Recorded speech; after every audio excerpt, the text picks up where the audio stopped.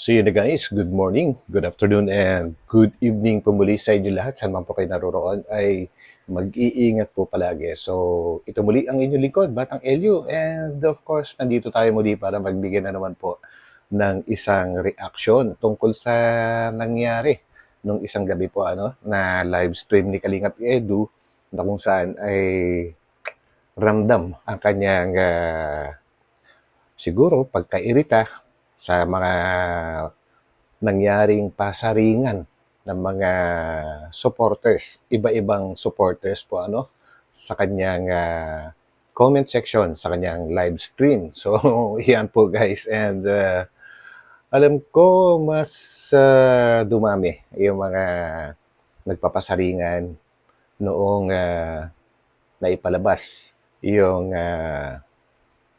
collaboration ng Edbri po but anyway, kailangan nating intindihin kung ano ba ang nangyari at kung para saan ba yung collaboration na yun, no? Ito ay alam naman natin na ang hangarin lang ni Kalingap Rab is andun pa rin yung pagtulong at kung sino man ang tutulungan, alam nyo na rin po yan. So, yun guys, no? And isasama ko na rin dito guys yung isang post ko sa Facebook, sa aking personal na FB po na one time nagpost ako ng isang picture na 1 month ago and merong tatlong kilalang kilala na mga sponsors na nag-comment. And maya-maya, pakita ko po sa inyo yung kanilang kanya-kanyang comment po. So yan guys, so umpisahan muna natin, pakinggan natin kung ano yung mga nasabi ni Kalingap Edu. And of course, suportahan din po natin ang mga kanya-kanyang channel ni Kalingap Rab and Kuya Val Santos Matubang. And of course, sa lahat po ng mga Kalingap partners. And of course, sa ating mga legit na Kalingap reactors. So yan po. So samahan niyo ako hanggang dulo ng video na ito. Let's go! Ano pa ba kailangan kong sabihin? Gamitin nyo na lang po ang common sense. Sa akin, wala namang pilitan eh. Yung pamimilit guys sa isang tao, may hindi maganda. Sa mga bagay na hindi niya nang gustong gawin. Pag nagsaltan kayo sa mga hindi na gusto katang gagawin is magtatampo. Ganun po ba? Yun ang sinabi ko kanina. Sana ay irespeto nyo rin yung ginagawa ko dito. Kung hindi nyo naman po gusto manood, wala naman pong problema. Dahil So yun, kung ayaw nyo naman po manood, ay walang problema. Talagang ano pa rin, no? Walang pagbabago itong si Kalingap Edu kapag siya ay nagsalita talagang direct to the point. Walang paligoy-ligoy, diretsahan talaga po Dahil nga po, hindi ko na kinapture dito yung mga screenshot po ng mga nagpapasaringan ng mga supporters. At kung gusto po yung mapanood yon ay nakapture po ni Sir July Paunil. So, pwede nyo pong puntahan sa kanyang channel kung sino-sino yung mga nandun na mga nagpapasaringan. Anyway, ituloy po natin ito guys. At para malaman natin ang kabuuan. na-disappoint kayo. Since the beginning naman po, pag ako nag-charity sa akin is nakapokus lang to sa akin at sa mga tinutulungan. So yung ibang mga usapin dito guys, hindi ko masasagot yan. Kumbaga sa dapat ang mga katanungan dito karaniwan tungkol sa vlog ko dito. So yun po kasi nangyayari guys, no? Kalingap Edu is Kalingap Edu. Kumbaga yung iba kasi, maraming iba-ibang katanungan na kumbaga ay hindi na nasasakupan ni Kalingap Edu, no? Kung kagaya nga ng nasabi ni Papa Eds na kung tungkol kay Kalingap Rab, dapat kay Kalingap Rab magtanong. Kung tungkol naman sa iba kayo magtanong. Kasi although alam niya kung paano sagutin, ay wala siyang karapatan na pangunahan ang kung ano man ang pwedeng isagot ng ng mga supposedly ay pinagtatanungan. So, yan po yun. Kaya, grabe direkta talaga. So, tuloy.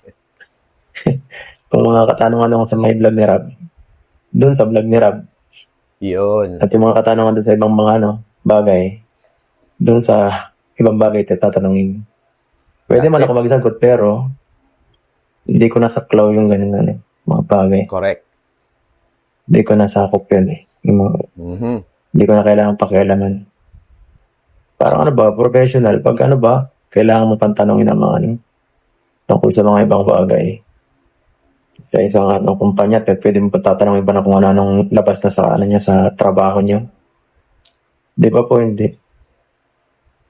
Lumalabas na out of jurisdiction na niya yon. Yung mga katanungan ng iba po ano. Well, alam niyo kasi guys, ay ang hirap pigilan din, no?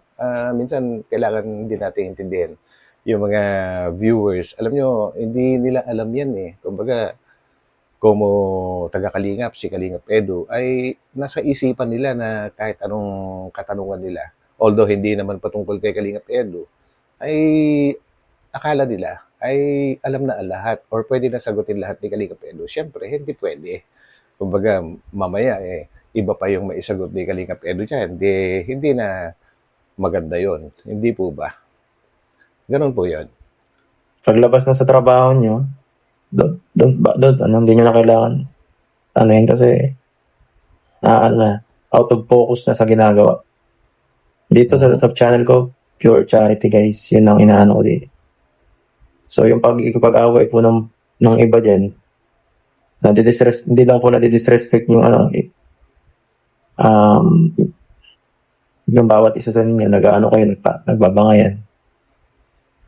So, yun. Alam niyo guys, ano kasi, as of now, ay marami pa rin hindi nakaka-move on.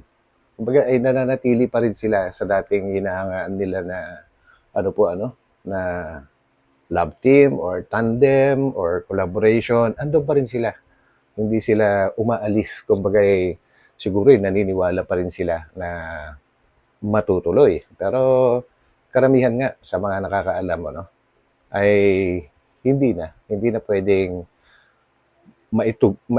wala nang karugtong. Kumbaga hanggang doon na lang 'yon.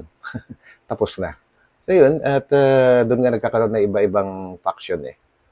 Dahil yung iba, naging dating supporters ng EDSI, naging anti-Kalingap. Yung iba naman, yung mga naging anti-Kalingap, actually mga ano po yun eh. Kumbaga hindi naman talaga tunay na supporters ng Kalingap yun. Kumbaga napunta lang sila dito dahil sa hinahangaan nila po So yun. And yung mga nanatili naman sa Kalingap, ay talaga mga solid na supporters yon. Yung iba naman ay nahahati. Gusto nilang suportahan yung umalis na ex-Angel while gusto pa rin nilang suportahan si Kalingap Edu. So yun, minsan nalilito rin sila, no? Kaya lang, gusto nila yun eh. Desisyon nila yun. So wala pa rin tayong magagawa. Hindi po ba? Saan ba kayo bilong? So tuloy natin. Napaka-disrespectful din po yun sa akin.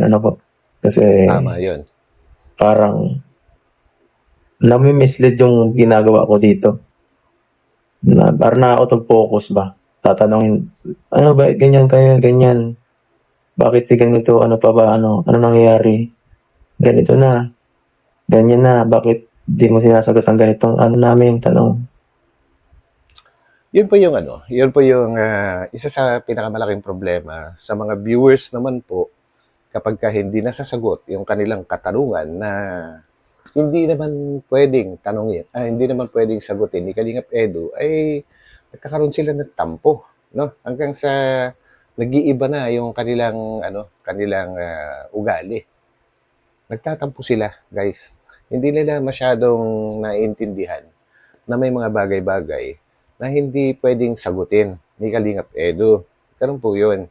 And sabi nga niya, focus lang naman siya sa charity, sa sarili niyang channel, no?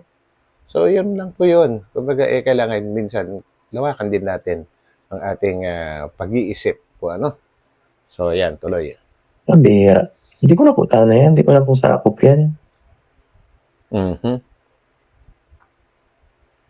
Well, anyway, hindi lang po supporters, I mean, hindi lang viewers ang ano dito eh. Kumbaga, kahit mga sponsors, no? Merong mga nag-i-sponsor para sa ano lang, para sa mismong beneficiary, no?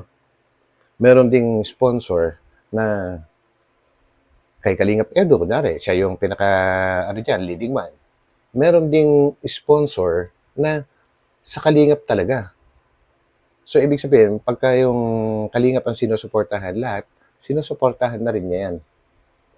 Kahit pa anong love team or tandem, ay talaga sumusuporta po sila. Yan yung mga solid, no? Yung mga iba naman, yung beneficiary lang, ang sinusuportahan. Kapag ganun nga ang nangyari, kunwari, umalis yung beneficiary, kasama rin sila. Kasama rin sila. Yun, mga ano yun. Kumbaga, ang ano nila is mga ano lang, beneficiary lang. Para mas maintindihan po natin na iba-iba rin po. Hindi ko po pag sinabing sponsor, ay ini-sponsoran na nila ng lahat-lahat. Hindi po. Hindi po ganun. Akala ko din nung una ay ganun.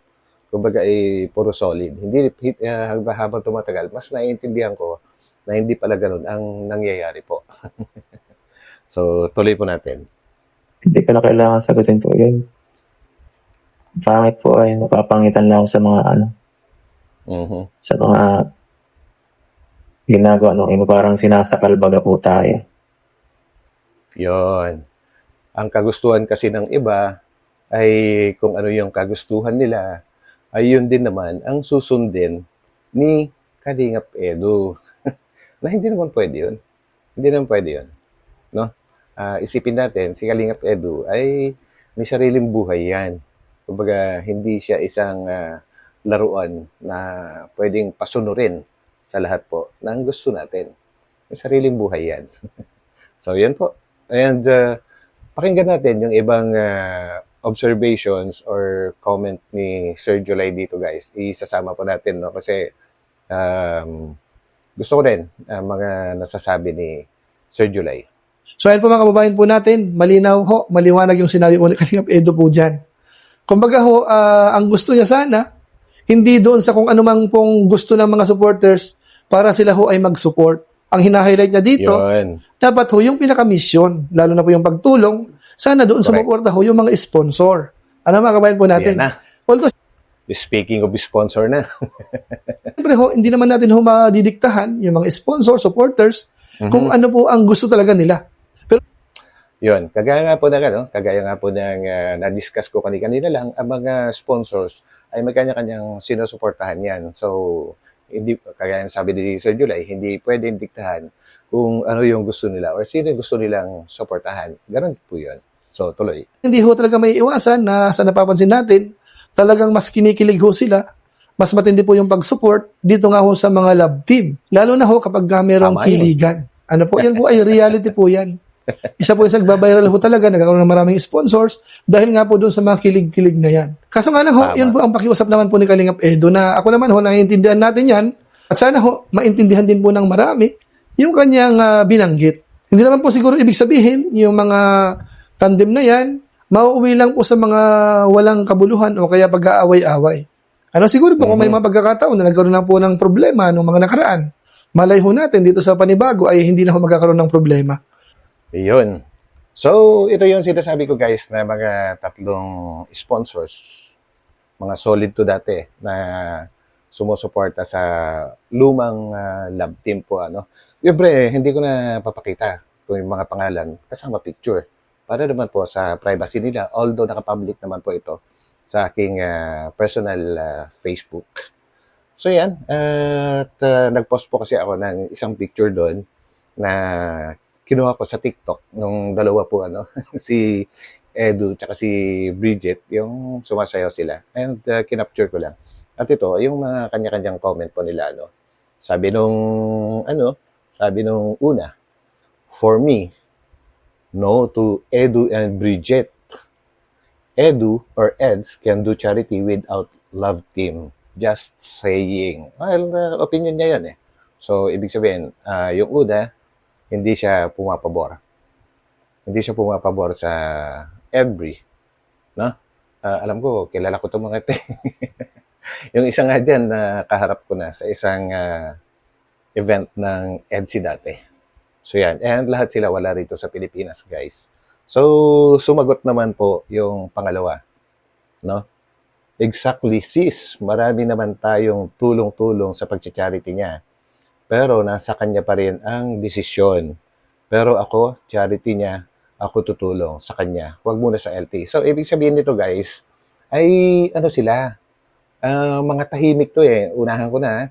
Ito mga to, umpisa nung na-dissolve ang EDSI, natahimik sila. Hindi sila yung mga klase ng mga sponsor na talagang lumalantad at sumasali sa mga usapin. Ito pong tatlo na ito, guys, ay talagang tahimik. Kumbaga ay hindi sila nakigulo. And kapansin-pansin din kung papansinin natin ang kanilang sinasabi. Anyway, tapusin ko na lang pala muna yung pangatlo po ano. So ito, sabi nung pangatlo, sis, ako, never akong mag-support sa love team or whatever. Just charity for me. Yung pangatlo, kilala ko rin yan. Kumbaga lahat naman ng mga yan, inad ako. Kaya nasusubaybayan ko rin sila. And yung pangatlo, medyo questionable na hindi raw siya sumusuport sa love team. So yun, ang ganda lang ang sasabihin ko. Ano? But anyway, ang maganda lang po sa kanila, silang tatlo ay hindi sumasawsaw sa mga issues. Mga tahimik po sila, guys. Hindi sila yung mga bida-bida, kumbaga, no? And yun nga, ang pinakamaganda dito ay kahit papano, kahit hindi sila susuporta sa EDBRI, no? Wala pa naman eh. Wala pa naman, di ba? Kumbaga, ano pa lang, collaboration. Pero sabi nga ni Kalinga Prab, ay wala pa namang, official na announcement kung magkakaroon nga ba ng EDBRI. Although, may kilala rin ako mga sponsors na may tumatawag, mayroong nagchat-chat, na talagang suportado naman po nila. At yung isa ay isang big sponsor din po yun, no? And yung pangalawa ay, naku, parang siya yata yung, siya nagsabi nun ha, siya yung sumagot sa passport ni Bridget. So yun, siya naman ang nagkwento. Ako, wala akong alam dyan kung hindi sila magkikwento eh. So yun guys, at kahit ito naman tatlo, kahit hindi sila sumusuporta sa EDBRI, ay patuloy silang sumusuporta kay Kalingap Edu sa kanyang pagcha-charity. So, ibig sabihin, talagang sa charity talaga sila. Kumbaga, ay siguro nung nagkaroon ng love team na sinuportahan nila, ay dahil na rin kay Kalingap Edu. So, kung ano man yung pero medyo nagkaroon kasi ng problema. Alam natin yan. Kumbaga, siguro na-disappoint sila. No? Siguro lang naman. Hindi ako sure kung na-disappoint sila kung bakit ayaw na nilang sumuporta sa love team. Pero ang importante, patuloy silang sumusuporta kay Kalingap Edu sa kanyang pag-charity. Yun naman ang maganda. So yun lang po guys. So hanggang dito na lang. And of course, mega love shoutout po sa inyong lahat na mga solid Kalingap supporters and lalong-lalo na sa aking mga subscribers. So yan. So hanggang dito na lang and magkita-kita po tayo ulit sa aking mga susunod na upload. God bless po sa lahat. Happy Thursday and mag-ingat po tayo dahil kagaya ngayon, anong oras na? 6 in the morning ay grabe ang ulan dito sa Quezon City. So sa mga taga Metro Manila, iingat po dahil baha. Ang daming lugar na bumabaha. So ingat-ingat po. So yan. So bye-bye po muna guys. So kita-kits. Bye-bye.